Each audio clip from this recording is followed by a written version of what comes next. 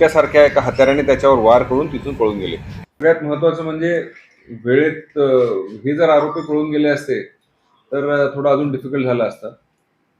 सांगायला हरकत नाही की मोबाईलचा वापर ऑलमोस्ट झिरो होत आहे. त्या अधिक माहिती घेतली असता त्यांचे पूर्व वैमनस्य काही लोकांची होती, ही माहिती कळाली होती आणि त्या अनुषंगाने शंकेच्या आधारावरच आम्ही आरोपी क्रमांक 1 आनंद अमर राजपूत राहणार सिरसगाव यांना ताब्यात घेतले.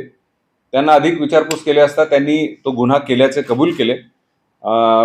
त्या गुन्ह्यामध्ये इतर 2 जे आरोपी होते ते आरोपी समीर समद कुरेशी आणि इरफान शकील शाह हे दोघं सुद्धा सिरसगावचेच आरोपी होते. आणि विशेष म्हणजे त्यापैकी एकाने महिलेचे ड्रेस घालून पोलिसांची व लोकांची दिशाभूल करण्याचा प्रयत्न केला, हे समोर आलं. तपासाचे चक्र फिरवले आणि त्यानंतर लगेच एलसीबीच्या 2 टीम्स टेक्निकल अनालिसिसच्या आधारावर अहिल्यानगर या ठिकाणी रवाना करण्यात आले आणि रात्री अहिल्यानगर या ठिकाणावरून ताब्यात घेण्यात आलेले आहे. तिघांनाही अधिक विचारपूस केल्या असता त्यांनी तो गुन्हा कबूल केल्याचे सांगितलेलं आहे.